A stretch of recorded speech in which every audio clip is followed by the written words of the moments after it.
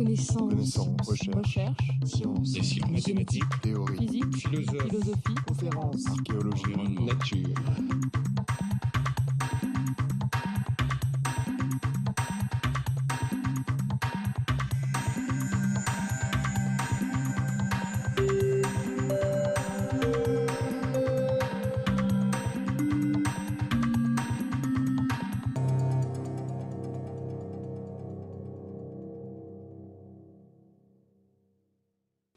Donc, moi, je vais parler aujourd'hui d'un projet que nous avons réalisé dans le Uttar Pradesh, en Inde. Nous avons déjà parlé de cette zone d'Inde dans le cadre d'autres présentations. Nous avons travaillé avec Estelle Duflo, Stuti Kemani de la Banque mondiale, avec Rukmini également. Et je pense que c'était vraiment un travail conjoint dès le départ, quand nous avons tenté de regarder quelles étaient les questions qu'il fallait au premier chef aborder. Et je me souviens, au début de cette étude, nous voulions savoir quelle est politique éducative et cette tendance qui souhaitait susciter la participation des bénéficiaires. Est-ce que cela marchait? Comment pourrions-nous améliorer le fonctionnement de cela et incorporer ça au quotidien, à ce qui peut être observé sur le terrain. Donc, c'est vraiment une collaboration à part entière depuis le début. Donc, beaucoup de politiques concentrées sur le concept de participation. Donc, une intention visant à faire en sorte que les bénéficiaires d'un programme soient intégrés dans la fourniture d'une prestation, le contrôle de la qualité de cette prestation et leur donner davantage de compétences, de pouvoir. Jacob a intitulé sa présentation « Le pouvoir conféré au peuple ». L'idée sous-jacente étant conférer davantage de contrôle, de maîtrise aux plus démunis sur le terrain, dans le but, n'est-ce pas, d'améliorer les prestations qui leur sont destinées. Donc, pourquoi est-ce que nous sommes concentrés sur cet aspect ainsi que d'autres parties prenantes? Eh bien, parce que je pense que la qualité des prestations pour les plus démunis de bon nombre de pays, cette qualité est médiocre, voire redoutable, mauvaise. Les enseignants, les infirmières ne se rendent pas au travail. Beaucoup d'études ont démontré que même avec la présence des personnels de santé, celui-ci s'entretiennent très peu avec leurs patients. Ils sont assez condescendants à l'égard de leurs patients. Dans la sphère éducative, une étude indienne a démontré un taux d'absentéisme élevé parmi les enseignants et quand ils se rendaient au travail, ils discutaient et bavardaient, devisaient avec leurs collègues plutôt que de dispenser un cours auprès de leurs élèves. Donc la qualité est médiocre et le système semble être conçu autour des besoins des fournisseurs d'une prestation plutôt que de se concentrer sur les bénéficiaires du dit système. Alors, au Royaume-Uni, je me souviens justement du débat sur les services publics des années 70. À l'époque, beaucoup de gens évoquaient le fait que, on fournit des prestations, mais on songe davantage au bien-être des fonctionnaires plutôt qu'aux gens qui devraient bénéficier du service public. Donc, il ne s'agit pas seulement de songer aux pays en développement, mais aux pays développés également. Mais les bénéficiaires, qui sont-ils? Enfin, les démunis, les plus pauvres sur le terrain, qui souffrent de cette mauvaise qualité de prestation. Donc, sachant que c'est là cette population concernée, c'est cette population qui sont en but à cette prestation médiocre, si seulement on peut leur conférer le pouvoir, la maîtrise de cette prestation, on pourrait peut-être changer des choses du tout au tout. Donc, voici la force motrice derrière cette vague de programmes, mais il semble qu'il y a très peu de preuves, de faits qui démontrent que cela marche en pratique. Alors, en théorie, vous pouvez en débattre longuement, mais est-ce que cela marche? Est-ce que ça récolte des résultats probants sur le terrain? Alors, pour l'instant, les preuves sont assez mitigées et limitées en nombre. Alors, nous avons entendu hier l'existence de cette étude en tête de cette liste, Björksen et Svensson, la participation des collectivités et des communautés en Ouganda. Cette étude s'est avérée, enfin ce programme s'est avéré très probant pour faire que les infirmières se rendent à leur travail. Les efforts consentis s'étaient vu couronnés de succès. Et donc vraiment, c'est l'un des programmes les mieux que nous avons jamais observés dans ce domaine. Un autre projet, Ben Holken, c'est le concepteur de ce projet et nous espérions qu'il puisse, qu'il assiste à cette manifestation, ce colloque, mais il ne pouvait pas venir. En Indonésie, le projet était moins efficace, ce projet destiné à faire en sorte que les bénéficiaires puissent constater et dénoncer des malversations en matière de construction routière. Et donc, celui qui menait cette enquête faisait appel à des parties prenantes qui étaient connues pour leur corruption quand il s'agissait de tracer ces nouvelles routes. Et il voulait également impliquer les bénéficiaires de cette route. Et avec l'apport de ces bénéficiaires, il pensait que les parties prenantes professionnelles seraient mieux maîtrisées, mieux contrôlées.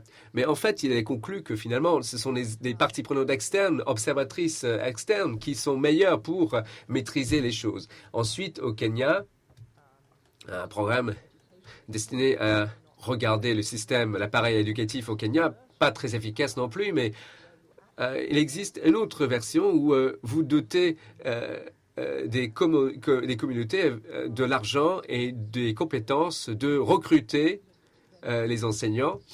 Et là, les enseignants seraient responsables auprès de la collectivité. Et cela s'est avéré très, très intéressant. Donc, parfois, les choses marchent et dans d'autres cas, non. Et, in fine, beaucoup de confusion règne pour savoir qu'est-ce qui marche et qu'est-ce qui ne marche pas. Alors très souvent, la façon dont les parlent de cet affranchissement des populations, doter les populations de davantage de compétences, de pouvoir, alors ça implique une diffusion d'informations. Donc il y a d'autres études qui évaluent l'efficacité de doter ces bénéficiaires des informations appropriées. Et bon nombre de ces études se sont avérées très intéressantes. En République dominicaine et au Madagascar, ces programmes étaient destinés à fournir l'information des parents, les élèves, parlant des bénéfices, des avantages que de rester à l'école. Et cela a augmenté le taux d'élèves qui restaient à l'école. Pascal, qui va faire une présentation à l'issue de la mienne, sa présentation va porter sur notre projet qui concerne des écoliers et qui parle de la taux d'incidence du VIH à différentes tranches d'âge. Et cela a eu un impact significatif sur le comportement des gens. Alors, chose intéressante, voici des cas où vous donnez à quelqu'un une information et doté de cette information, la personne peut agir en conséquence. Vous n'avez pas besoin de transiter par les organes gouvernementaux. Alors, eux, ils ont leur propre capacité d'agir. Et voici vraiment le cœur de ma présentation. Alors, un petit pas en arrière dans un premier temps, s'il vous plaît, parce que qu'est-ce que cela signifie, ce vocable participation? Parce qu'il y a beaucoup de très jolis mots en la matière, mais participation peut signifier beaucoup de choses à beaucoup de gens. Donc, il faut, pour pouvoir bien circonscrire, pour pouvoir évaluer ce terme, il faut bien le circonscrire. Qu'est-ce que nous allons tenter de faire à travers ce vocable? Et vous l'avez vu, n'est-ce pas, à l'aide des études que je viens de passer en revue, il y a beaucoup de conséquences différentes maintenant de ces différentes études. Donc, on peut parler de responsabilité en matière d'information, donc donner de l'information aux gens concernant la qualité des prestations fournies. Et un monsieur hier a parlé de la diffusion d'informations touchant à la qualité, et cette personne a pensé que c'était vraiment un ingrédient très important pour affranchir les gens en leur dotant d'informations. Mais c'est un axe. Un autre axe, très commun, celui-là, c'est de composer un conseil, composé donc de membres de la population concernée, qui sont donnés une compétence de surveillance et bon, à des degrés de compétences différents et des détendues différentes. Mais ça, c'est presque standard, la norme dont bon nombre de programmes fournis par des organes sur le terrain. Et cela nous intéressait beaucoup parce que cela est devenu presque l'étalon en la matière. Nous disposons de très peu d'informations sur les modalités de ces conseils. Donc, il y avait un conseil de santé composé des gens locaux qui disposaient d'un certain contrôle, mais il n'avait pas la possibilité de recruter, de licencier les gens. Donc, quelle était vraiment la nature véritable de leur contrôle, de leur pouvoir de contrôle, ça demeure une question ouverte. Ensuite, il y a la possibilité de recruter les gens en direct. C'est ça que nous allons voir avec la présentation suivante. Au Kenya, cela s'est avéré très, très probant. Et ensuite, la possibilité de voter avec ce que vous faites. Par exemple, alors moi, je n'aime pas cette école, je vais aller dans notre école, à notre école, inscrire mon enfant dans une autre école. Et donc, les ressources vont suivre in fine, parce que la demande baissera dans l'école que vous avez daigné ne pas envoyer votre enfant. Donc, ce que nous voulons faire, c'est mettre à l'épreuve les plus populaires parmi ces approches.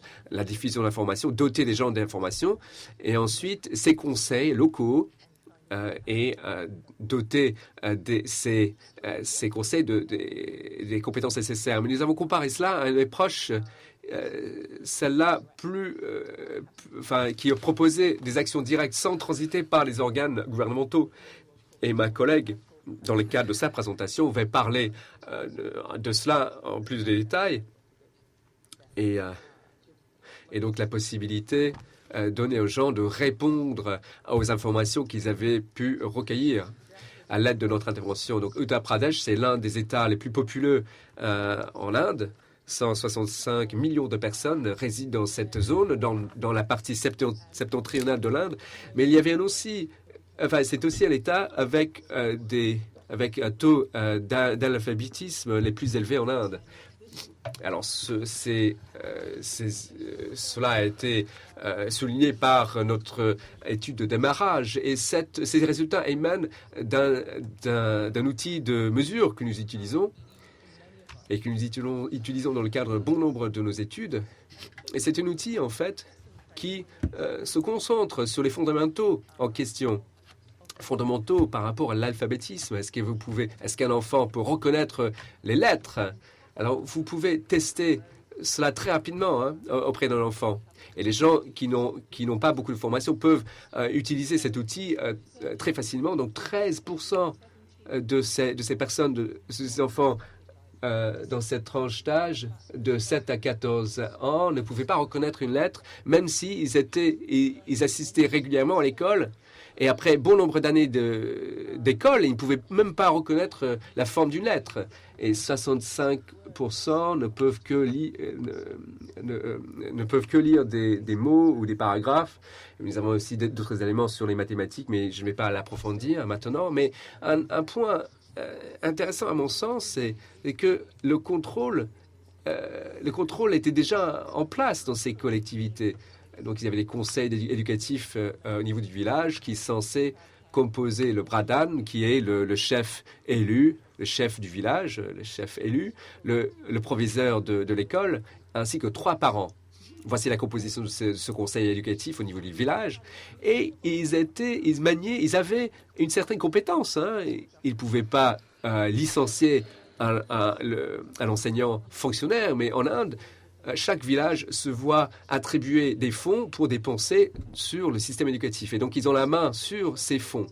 Ils ont un rôle dans les sélections et la retenue des VEC, les gens qui ne sont pas aussi formés qu'un enseignant fonctionnaire. Quelque chose que vous retrouvez dans bon nombre de pays en voie de développement, ce sont les assistants issus de la communauté et dont le travail peut s'avérer probant. Et ces conseils éducatifs avaient la compétence de vérifier que les effectifs étaient à un niveau approprié. Parfois, les effectifs étaient en surnombre. Et donc, ils ont la compétence de demander ces assistants. Ils peuvent aussi participer au recrutement de ce personnel, mais ils sont pas, c'est pas le conseil qui les rémunère. Donc, ça, c'était la théorie. Et pour la plupart, ces conseils existaient, mais ils n'étaient pas très dynamiques. C'est peu dire.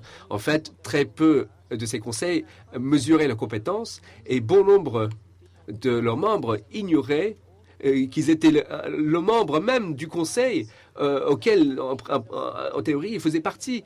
Donc, seulement 8% de la population savait que ce conseil existait, un conseil éducatif dédié, et très peu des membres savaient qu'ils avaient la possibilité de recruter ces assistants, ces enseignants assistants. Ensuite, les enseignants, les parents, les VEC ont surestimé l'apprentissage qui était acquis. Donc, les parents dont les enfants ne pouvaient pas reconnaître une lettre, 25% de ces parents pensaient que leurs enfants savaient lire des histoires. Mais en même temps, ils ne sont pas capables de reconnaître la moindre lettre, mais leurs parents pensent que l'enfant est capable de lire une histoire tout entière. Mais sachant que ces parents sont pour la plupart analphabètes, bon. Donc, je vais vous montrer 2 ou 3 approches que nous avons utilisées dans le cadre de cette étude. Nous avons commencé avec la même base, autrement dit, mobiliser la communauté, doter celle-ci des informations. Donc, les équipes se sont rendues au sein de la communauté pour stimuler des dialogues autour de l'apprentissage dans les écoles. Et leur approche était la suivante, poser des questions plutôt que de fournir des réponses. Donc, destiné à stimuler le débat au sein de la communauté, affranchir les gens, plutôt être des facilitateurs plutôt que celui qui arrive et qui impose une vision, une vue. Et donc, en fait, ces dialogues ont abouti à un forum assez large sur comment améliorer les mécanismes destinés à l'apprentissage. Mais ces débats, ces dialogues, en fait, transitaient vers l'argent, vers les fonds octroyés aux pauvres quand leurs enfants assistent à l'école. Et à chaque fois, les facilitateurs tentaient de recentrer le débat sur l'apprentissage. Est-ce qu'ils apprennent quelque chose à l'école? Et en fait, l'idée, c'était que les pradans et les proviseurs répondent aux questions et non pas les pratanes. Mais s'il y avait des différentiels de compétences, enfin de connaissances, alors les pratans, les équipes pratans combleraient ces écarts. Alors, le VEC était doté d'informations, les informant sur le droit et le devoir. La communauté était incitée à entreprendre des initiatives pour stimuler l'apprentissage. Donc, ces forums, à titre d'exemple. Dans l'ensemble, le personnel Pratam était au village pendant 2 jours, voire plus. Et après, il revenait sans cesse au village pour faire une action de suivi. Alors, peut-être que vous pouvez reconnaître le fil rouge décrit par Jacob. Jacob l'a décrit, n'est-ce pas, dans le cadre de son projet focalisé sur la santé, mais les résultats sont différents. Et l'approche, dans l'ensemble, était censée façonner des meilleures pratiques, qui s'appuyaient sur des institutions réelles, etc. Ces préconisations réalisées par la Banque mondiale. Donc, nous avions 280 communautés impliquées dans cette évaluation randomisée, traitement 1, traitement 2, traitement... il y avait aussi des groupes de contrôle. Traitement 2, ce groupe est censé donner la possibilité aux communautés d'élaborer des fiches de performance pour juger des compétences des enfants. Et moi, j'étais là et j'avais vu beaucoup d'énergie, beaucoup de choses, beaucoup d'anxiété en fait aussi, parce que quand les gens se rendaient compte que les enfants n'apprenaient pas, ça fait des années que tu vas à l'école et que tu ne reconnais même pas de lettres.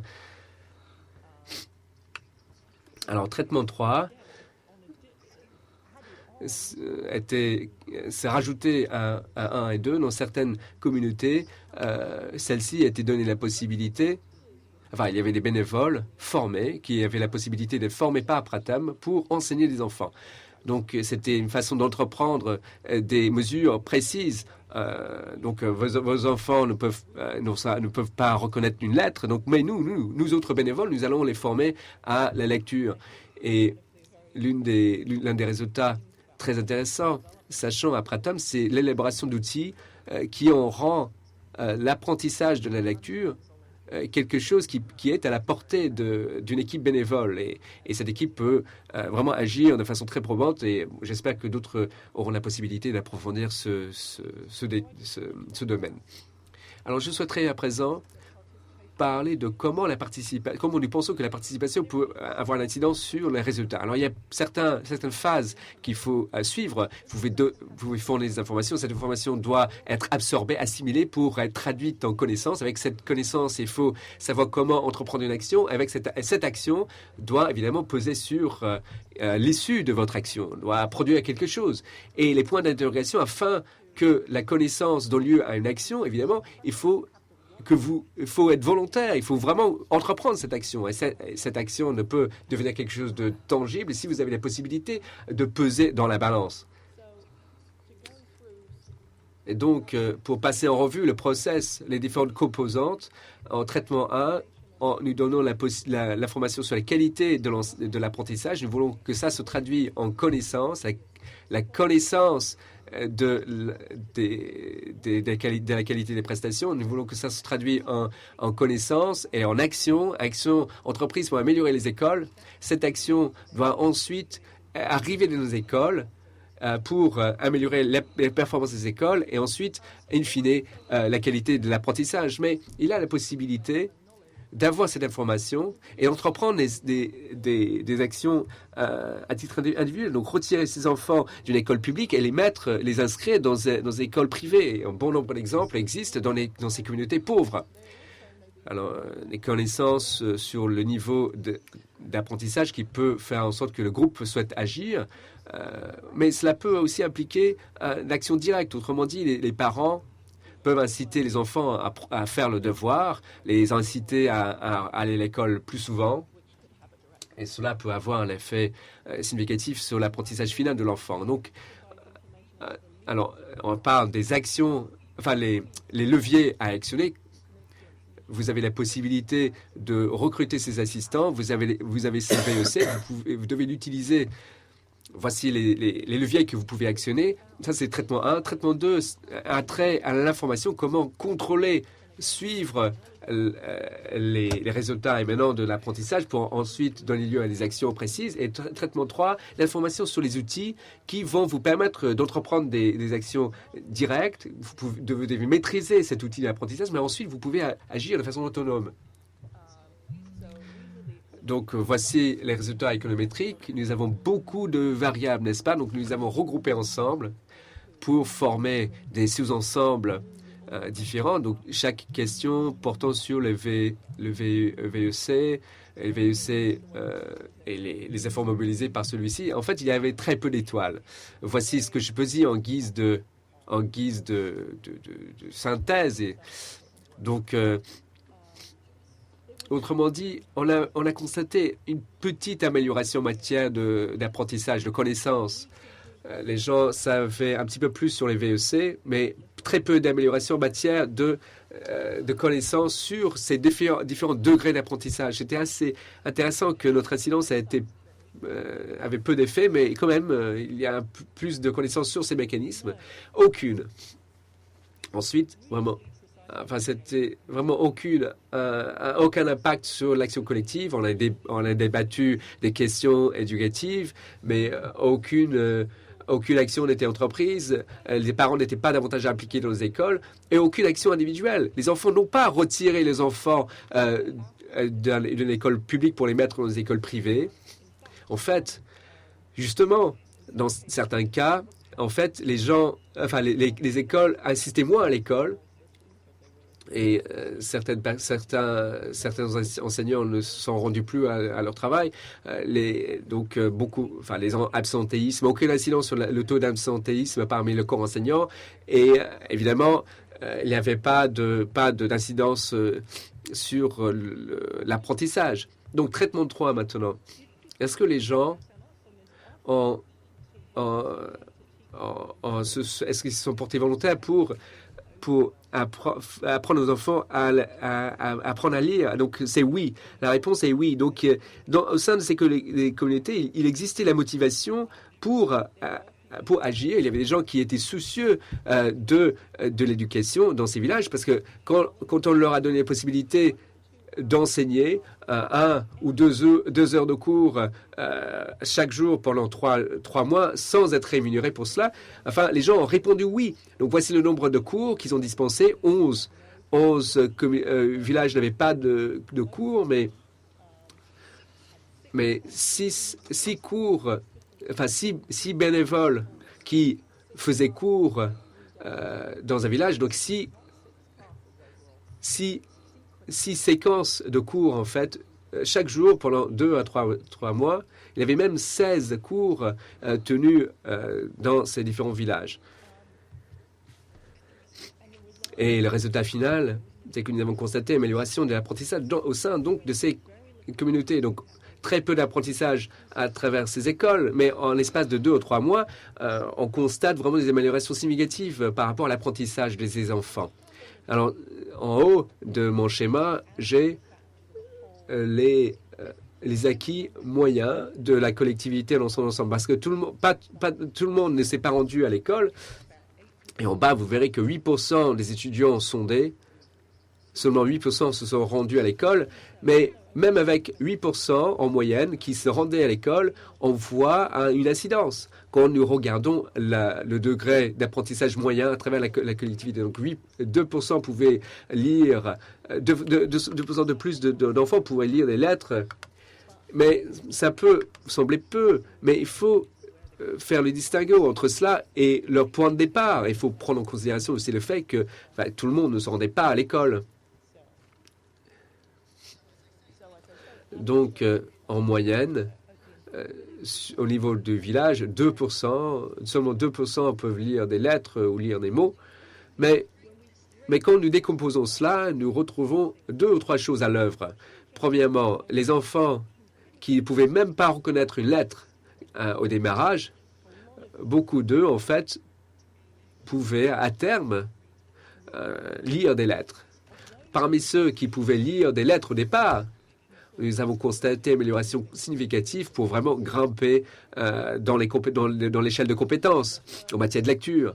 Et dans les 2 et 3 points, vous verrez aussi les résultats moyens sur la collectivité dans son ensemble. 8% étaient susceptibles de lire une lettre quand ils ne pouvaient pas au départ. Ceux qui le pouvaient, 3% étaient susceptibles de lire des histoires. Mais il faut ajuster ces chiffres, car cela, évidemment, émane que de seulement 8% des enfants qui se sont rendus en effet à l'école. Donc Bruno disait qu'il faut monter en puissance cet effet.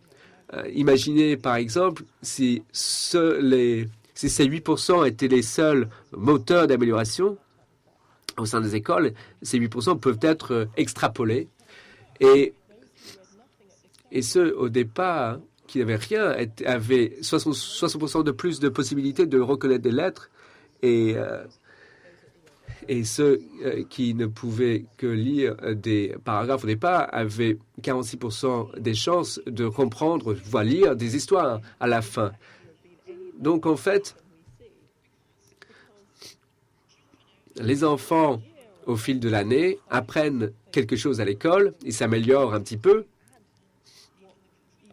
Alors, si on songe à l'effet additionnel de la présence de Pratham au village, chaque enfant, au départ, qui ne pouvait pas reconnaître une lettre, pouvait à la fin de l'étude. Et presque tout enfant qui pouvait lire des mots au début pouvait lire des histoires à la fin. Donc vraiment, c'est une amélioration considérable.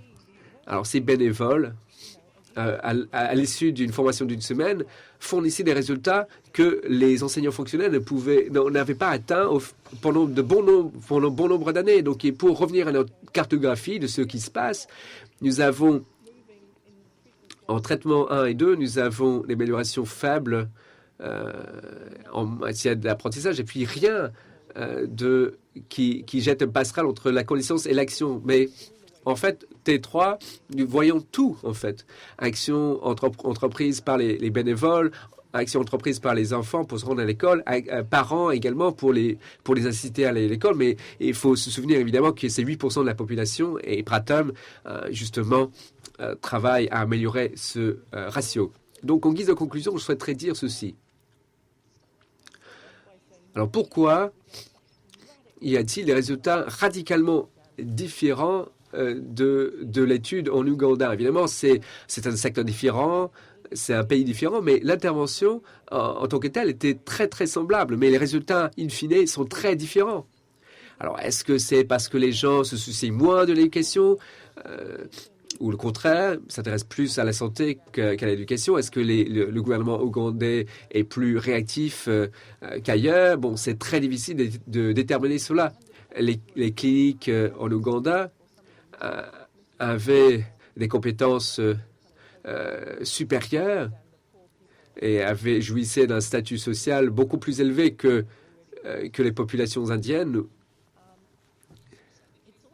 Alors en Ouganda, il donnait la possibilité aux gens d'entreprendre des actions directes. Et en traitement 1 et 2, ce n'était pas le cas. Peut-être que c'est un impact probant, mais je souhaiterais regarder les similitudes, car il y a une similitude très importante si vous regardez les faits des traitements.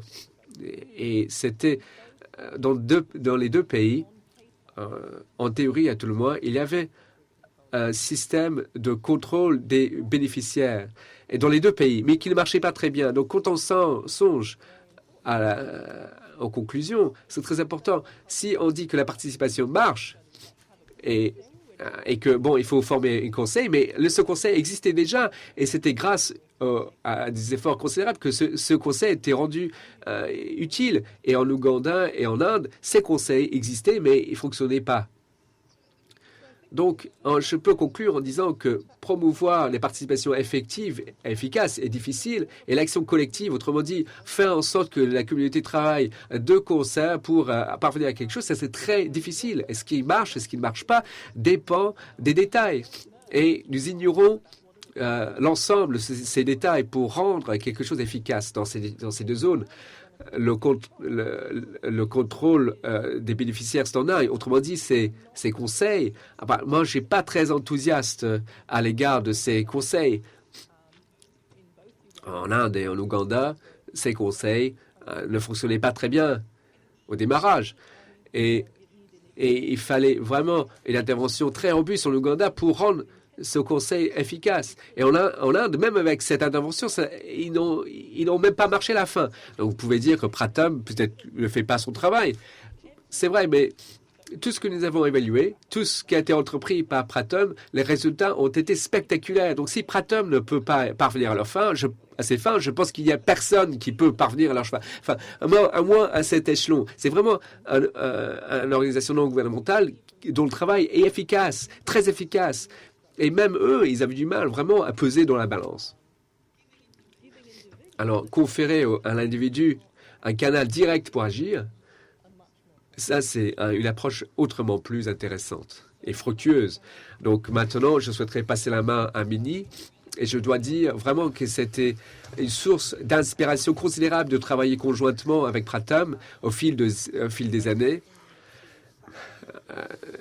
Quand on songe à l'efficacité de leur travail, mais ils sont très ouverts à l'évaluation. Leur produit vitrine, si je puis dire, ils les soumettent à nous à l'étude, et c'est très courageux de leur part, et je souhaiterais le remercier. Merci. Ma première requête, c'est que notre collègue revienne en Inde. On l'a envoyée à d'autres parties du monde, mais nous souhaitons vraiment de tout cœur qu'elle revienne. On vous a déjà présenté la Pratham. Je ne sais plus à quand remonte notre première coopération, mais ce fut une relation très longue de 10 ans, avec 4 projets. Et si on pense à cela comme une relation qui a donné naissance à des enfants, les grossesses ont été longues. On a quelquefois des grossesses qui ont duré 2 ans, mais a priori, c'est la durée de gestation d'un éléphant. Donc, on a produit des éléphants qui, je l'espère, ne sont pas des éléphants blancs. Mais En tout état de cause, ça a été une collaboration très fructueuse. Donc, je voulais vous présenter le contexte dans lequel se sont déroulés ces projets et faire le lien avec les commentaires qui ont été faits au début de cette conférence. Nous parlons de connaissances et de savoir contre la pauvreté. Est-ce que c'est quelque chose qui n'est que quelque chose d'exceptionnel? Je pense que partout les choses ont évolué et notre travail avec le GEPAL, c'est exactement cela. Nous testons pour voir ce qui fonctionne et nous avons encore beaucoup à apprendre. Donc je vais partager avec vous ce que nous avons fait aujourd'hui et ce que nous avons fait après cette collaboration. Donc un petit peu de contexte, Rachel vous en a déjà parlé. Chaque enfant, l'objectif c'est d'avoir chaque enfant à l'école avec un bon apprentissage. Ceci étant, on n'a pas une bonne visibilité. Souvent, dans les villages, on voit une école, mais on ne sait pas si les enfants sont à l'école. Et on comprend très bien ce qu'il faudrait que l'on fasse.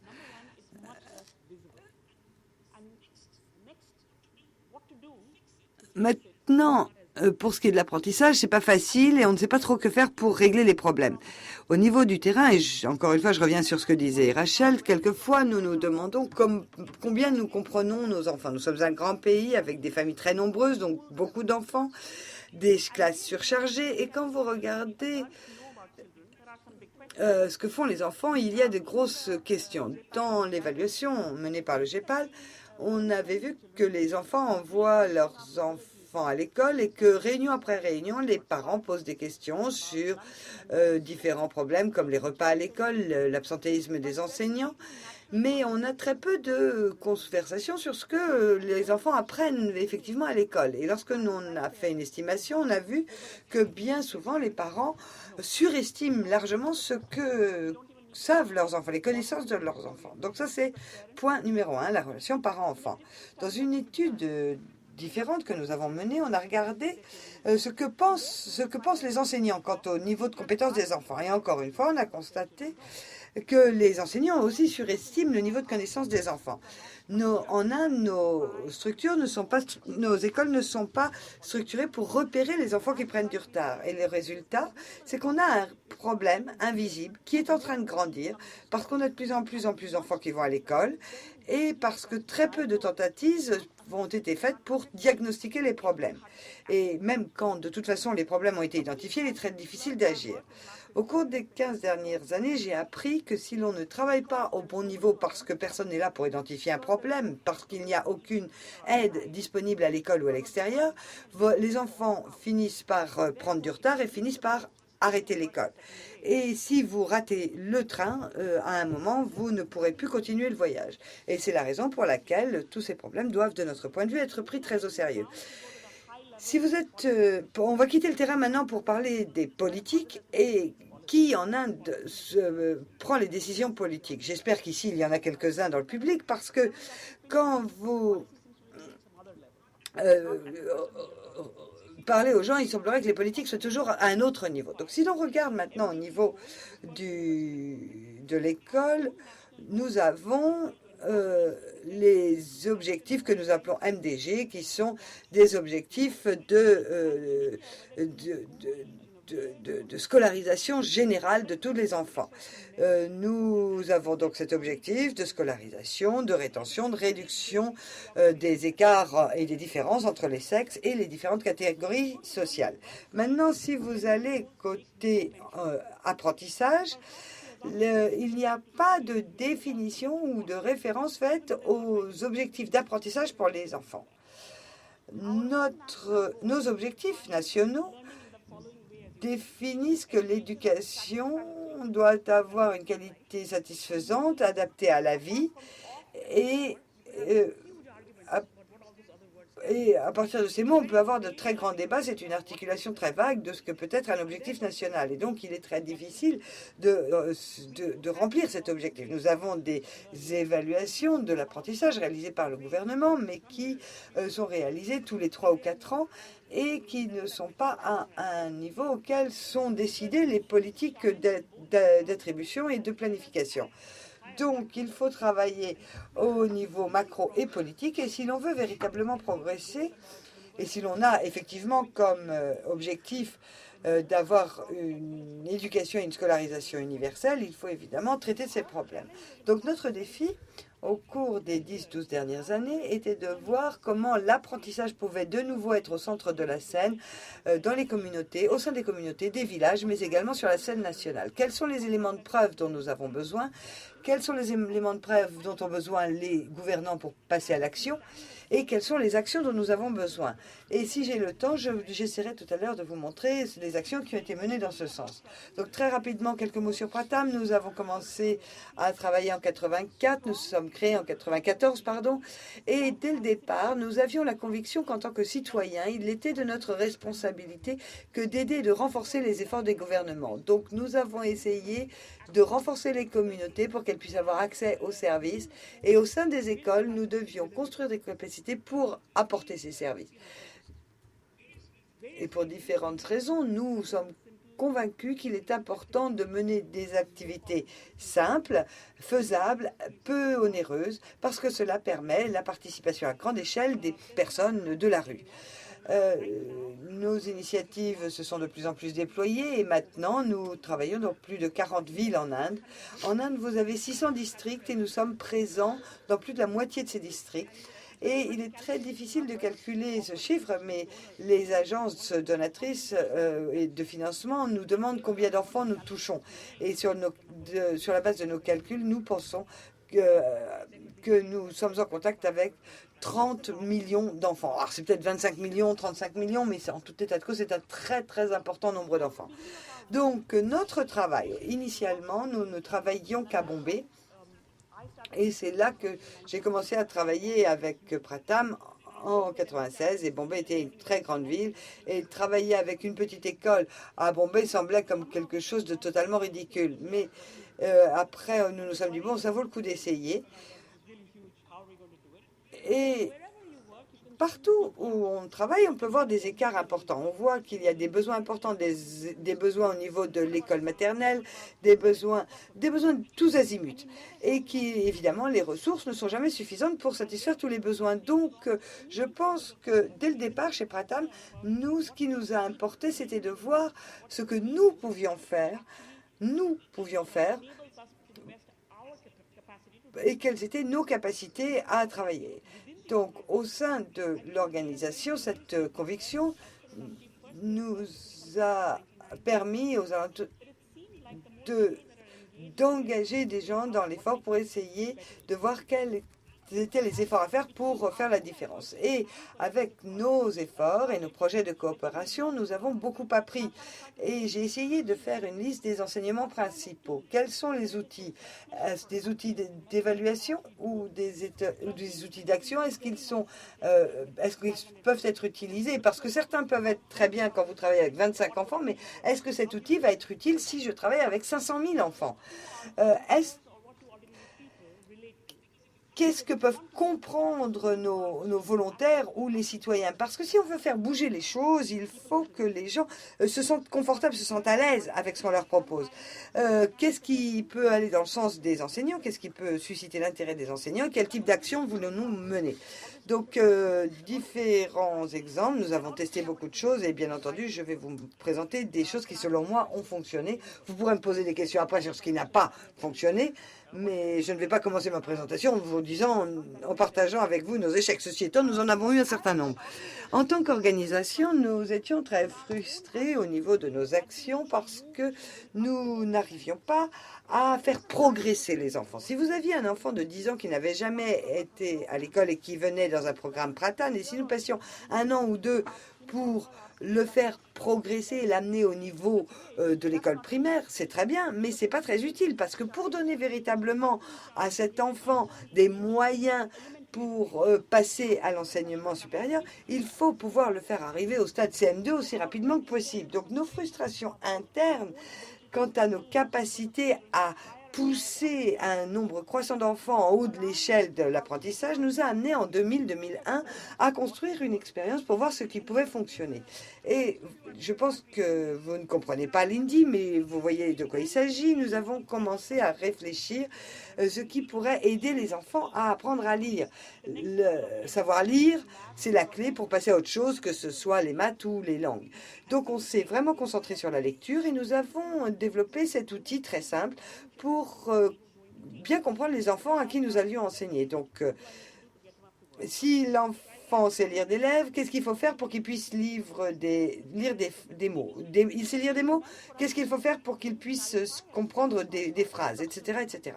Donc, très simple, mais qui nous a permis de bien comprendre la structure. Et ce faisant, nous avons réussi à attirer d'autres personnes et on a vu les parents qui venaient nous rejoindre et qui voulaient vraiment comprendre ce qui se passait. Et cet outil a également été très utile pour les enseignants parce que les enseignants, même s'ils avaient été formés, ils n'avaient jamais utilisé d'outils aussi simples.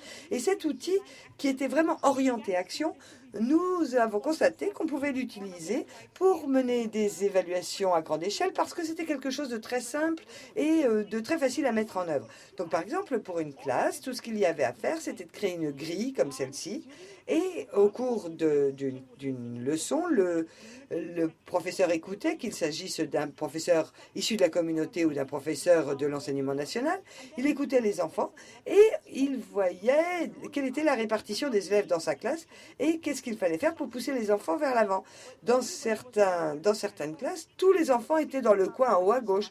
D'autres avaient une distribution comme celle qui est illustrée. Si vous êtes une maman qui sait lire et que vous êtes la maman de Ron, on va dire, vous allez dire, mais pourquoi mon enfant n'avance pas alors que tous les autres avancent? Donc cet outil s'est révélé très utile pour à la fois évaluer la position des enfants individuellement et la position de petits groupes d'enfants. Ensuite, les documents de rapport villageois. C'est ce qu'on appelle notre intervention 3. Pour pouvoir avoir l'adhésion de tout un village, il nous fallait avoir des discussions avec les gens du village et utiliser des outils pour que les gens puissent se rendre compte où en étaient leurs enfants.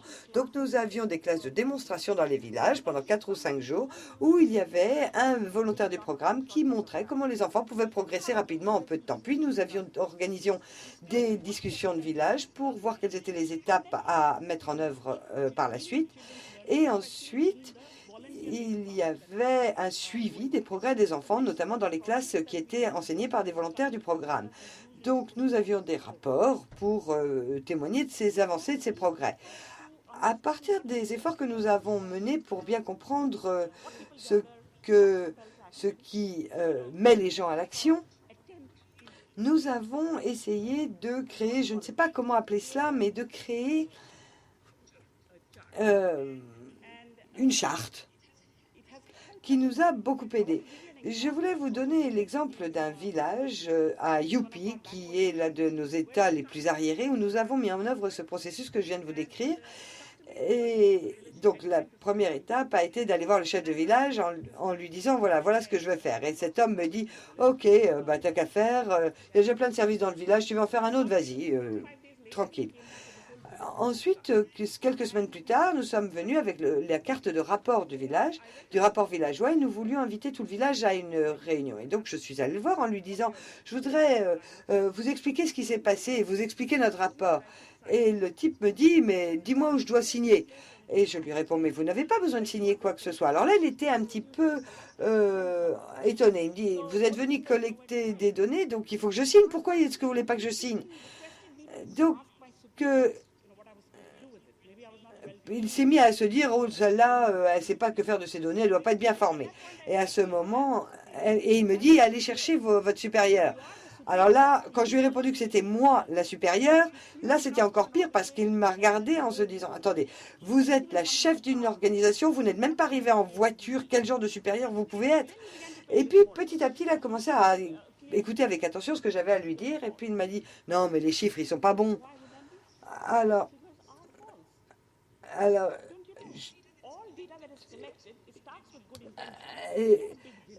et vous savez, tous les chiffres partent d'une bonne intention, mais personne n'avait les moyens d'aller de foyer en foyer parce que dans le village, il y avait plus de 300 foyers et personne n'avait le temps d'aller faire du porte-à-porte. Donc il m'a dit, vos chiffres sont faux. Et je lui ai dit, mais non, ils sont pas faux parce qu'on est allé, voilà, on a vu monsieur machin, madame chose, et voilà, on est allé faire du porte-à-porte. Et il n'en croyait pas ses yeux parce que c'était des données dont il n'avait aucune idée dans son propre village. Donc ensuite, on a discuté. Il y avait dans son village, je ne sais plus, 400 enfants, 370 étaient scolarisés et moins de 100 étaient en mesure de lire. Et à ce moment-là, ce chef de village, qui se disait être un homme très progressiste, me dit « Non, attendez, c'est pas possible. Ça, c'est faux. Ça peut pas être ça. Parce que quand on va à l'école, pourquoi est-ce qu'ils savent pas lire s'ils vont à l'école ?» Et je lui ai dit « Eh bien, écoutez... » Et ça, c'était la réaction que nous avons eue du chef de village jusqu'en haut du gouvernement. Et nous avons exactement eu la même réaction des gens de la commission de planification qui nous disaient « Attendez, on dépense des millions et des millions de roupies par an pour enseigner aux enfants, comment ça se fait qu'ils ne savent pas lire ?» Mais moi, je leur ai répondu « Mais attendez, si vous n'avez pas la curiosité d'aller chercher, peu importe les données, peu importe le budget que vous allez allouer, ce qu'il faut, c'est que vous ayez le niveau de participation suffisant pour confirmer les résultats. » Et là, mon chef de village m'a dit « Oh mon Dieu, mais si ce que vous êtes en train de me dire est vrai, il va falloir que j'aille voir ça de mes yeux à moi. » Et donc, on a pris un outil très simple. Il a appelé qui pouvait appeler. Et après le 10e enfant, il a baissé la tête et en disant, et il nous a dit « Là, j'ai honte parce que j'avais le sentiment de bien connaître mon village. » Donc,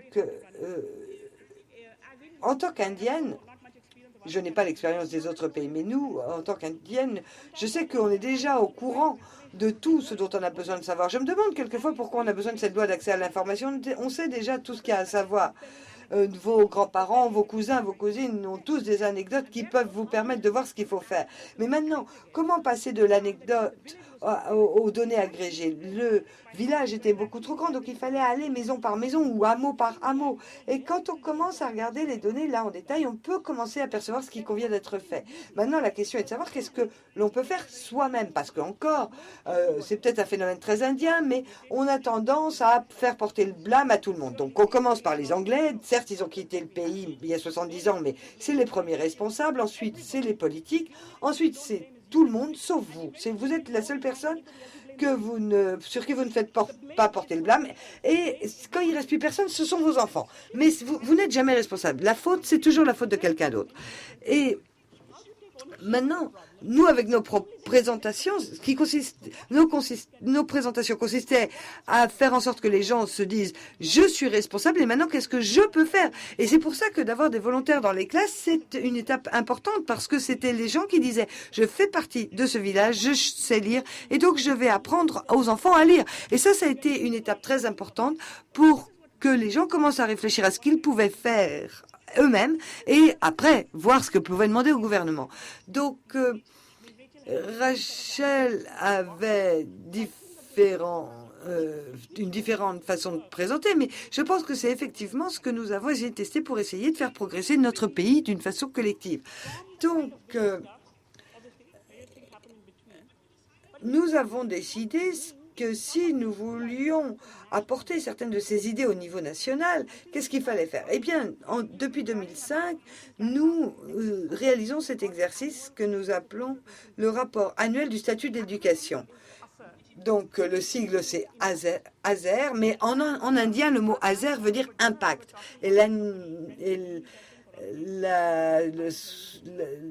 Hier soir, au dîner, je discutais avec différents collègues et qui me disaient mais vous êtes fous de faire ça parce que ça c'est très compliqué comme tâche.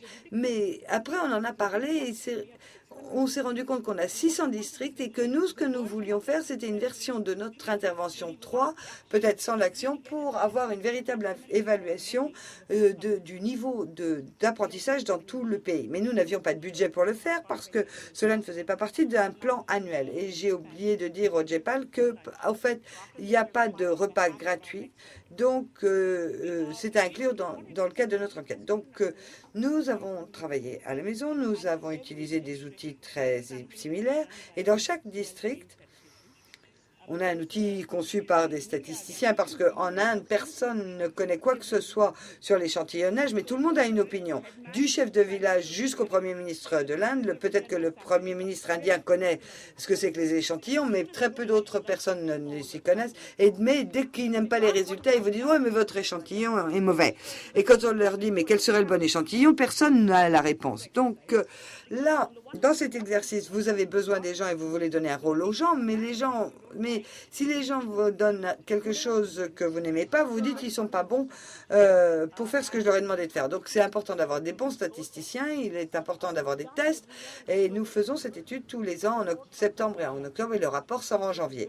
Donc, il s'agit d'une évaluation grande vitesse et nous avons toute une page qui décrit les résultats que je vais maintenant vous présenter. Ici, vous avez la carte de rapport pour l'Inde rurale qui date de l'année dernière. Et vous voyez qu'en CM2, grosso modo, vous avez 56% d'enfants qui sont capables de lire la version la plus longue de l'outil que je vous ai montré. Donc cela veut dire que près de 40% des enfants sont arrivés au CM2 après 5 ans d'école primaire et qui ne sont toujours pas capables de faire ce qu'on s'attend qu'ils soient capables de faire en fin de CE1. Donc, en Inde, il n'y a pas d'enfants qui redoublent jusqu'à la fin du CM2, mais vous pouvez être sûr qu'en sixième, vous aurez plus de la moitié qui vont soit arrêter l'école, soit redoubler parce qu'ils ne seront pas capables de suivre. Donc, cela veut dire que chaque année, dans chaque district, tous les ans, vous avez ce genre de rapport pour la capacité à lire et à écrire, mais vous en avez un autre pour les maths également. Maintenant, une extrapolation de tout cela, nous avons étudié sur la période 2006-2008, et ici, vous avez un graphique qui vous donne le pourcentage d'enfants capables de lire ce que nous appelons un texte simple. Et ensuite, vous avez les années de scolarisation, donc année 1, année 2, année 3, année 4, année 5, année 6. Et vous voyez les courbes. Maintenant, si, en tant que pays, vous voulez que ce graphe progresse année après année, qu'est-ce qui doit être fait État après État, district après district? Si vous avez un objectif qui fixe des taux pour 2010, qu'est-ce qu'il faut faire pour atteindre ces objectifs d'ici 2010? Mais ça peut être étudié au niveau national, au niveau d'un État, pour planifier les années à venir, pour ne pas exclure des milliers d'enfants après l'école élémentaire. Donc maintenant, parlons action. Vous allez voir que l'évolution des grands programmes que nous organisons maintenant, qui s'appelle Read India, l'Inde à la lecture, et vous allez voir que nous avons réalisé des progrès. En 2000 et quelques, nous étions en apprentissage avec les enfants. Donc nous travaillions avec 150 000 à 200 000 enfants. Et ensuite, vous avez l'étude menée par Jepal avec nous qui vous montre ce que nous avons été en mesure de réaliser. Deuxième étude, c'est ce que vous avez décrit, Rachel. Nous sommes allés dans les zones rurales et nous avons essayé de voir comment nous pouvions catégoriser les communautés villageoises et les encourager à participer. Et nous avions, par exemple, le statut de bénévole non rémunéré, de bénévole villageois non rémunéré, voir ce qu'ils pouvaient en tirer. Et les années suivantes, nous étions prêts à aller dans tout le pays, non pas parce que nous en sentions particulièrement capables, mais parce que nous avions le sentiment que c'était tout à fait nécessaire. Azer, en 2005, nous a fourni des nombres, des chiffres, des estimations pour tout le pays. Donc, ces chiffres, nous les avons fait parvenir aux autorités et nous les avons présentés régulièrement à tous les niveaux. Dans l'étude que Rachel vous a présentée, nous travaillions au niveau du village. Toutes nos actions étaient au niveau du village. Mais de cette étude, nous avons appris qu'il faut pousser avec insistance à tous les niveaux et fournir des informations facilement compréhensibles. Et ce n'est qu'après de 2006, quand nous avons une deuxième série de résultats, que nous avons mis sur pied le programme Read India et que nous avons impliqué autant de partenaires que possible. Maintenant, avant de vous parler du protocole de l'étude, je voulais simplement vous montrer qu'il nous a fallu travailler à la fois au niveau des villages qu'au niveau du système scolaire. Et ce qu'il faut, c'est que certaines personnes consacrent du temps pour travailler avec les enfants qui sont en retard, qu'il faut proposer aux enfants d'autres ouvrages pour apprendre à lire, que les personnes qui travaillent avec les enfants, que ce soit l'enseignant ou le volontaire villageois, ils doivent être soutenus, un soutenu universitaire, académique, et qu'il faut également évaluer comment est-ce que tout ça fonctionne. Le défi dans l'étude que nous menons actuellement avec le GEPAL, c'est de savoir comment on va évaluer quelque chose comme ça. Et c'est un défi que auquel beaucoup d'entre vous font face, j'en suis sûre. Mais ce programme couvre toute l'Inde avec 15 États qui ont des structures et des langues différentes. Et nous avons un cadre, bien entendu. Mais l'Inde est un pays très décentralisé et chaque État peut choisir de mettre en place sa version d'un programme. Et chaque État a ses propres caractéristiques au niveau du système de scolarisation et un contexte social. Et donc, nous avons dû adapter notre manière d'opérer. Nous avons des partenaires multiples. Dans mon propre État d'origine, on a l'UNICEF, on a une autre organisation, il y a nous, et il y a 2 autres associations, donc un partenariat très important pour couvrir plusieurs villages. Et donc, on travaille ensemble en équipe. Et quand vous concevez ces évaluations randomisées, les partenaires peuvent quelquefois être un petit peu perdus et se demandent pourquoi nous le faisons de cette façon-là. Les agences, et en particulier quand vous avez des évaluations qui vont durer 1 année, 2 années, 3 années, il faut que ces partenariats restent stables sur une période assez longue. Et l'idée, c'est l'idée d'adhésion.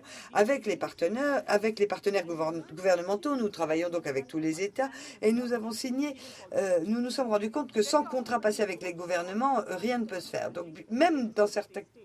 il faut absolument signer des accords avec les États parce que c'est la seule façon d'assurer la stabilité. Mais encore une fois, d'une année sur l'autre, il peut y avoir des variations dans les accords que nous avons avec le gouvernement. Quand vous travaillez avec les communautés, il y a des choses qui sont sous votre contrôle, mais quand vous travaillez avec un gouvernement, il y a des choses qui sont au-delà de votre contrôle. Et puis, il faut également travailler rapidement. Il y a le temps de la recherche. Et nous savons que l'analyse des données peut prendre du temps, alors que le politique a un autre temps et que les décisions doivent être prises rapidement. Bref, ceci étant, voici le protocole de l'étude. Nous travaillons sur 350 districts dans 15 États. Nous avons différents blocs. C'est une étude qui va durer 2 ans, qui va porter sur 2 ou 3 interventions étudiées dans chacun des États, avec quelques variations dans les modèles d'un État à l'autre. Voici les types d'interventions. Depuis les années que nous travaillons avec le GEPAL, nous savons que le processus d'évaluation est générateur de connaissances. Et les scientifiques, je sais, vous vous attachez aux découvertes, mais nous, ce qui nous intéresse, c'est le processus. Et nous avons beaucoup à apprendre de ce processus, parce qu'il soulève des opportunités pour apprendre pourquoi une évaluation est importante. Et je pense que quelqu'un l'a dit hier, d'ailleurs, tous nos projets avec le GEPAL ont été conçus de façon conjointe. Aucune évaluation ne nous a été imposée. C'est même quelquefois nous qui nous imposons au GEPAL en leur disant « et on fait quoi maintenant ensemble ?» Parce que nous considérons que c'est une vraie opportunité d'apprentissage pour les praticiens comme nous. Très bien, je vais arrêter maintenant parce que je sais que j'ai déjà débordé mon temps. Mais encore une fois, dans ce programme de combat du savoir contre la pauvreté, juste quelques chiffres. Nous avons 200 millions d'enfants en Inde en âge d'être scolarisés. 94% sont scolarisés et après 5 ans de scolarisation, ce sont plus de 50% de ces enfants qui ne sont toujours pas capables de lire ou de faire des calculs très simples. Donc on a besoin d'action à une très grande échelle et pour cela, je pense que cet objectif de scolarisation universelle, ces objectifs du millénaire, ça a vraiment du sens dans un pays comme le mien. Merci.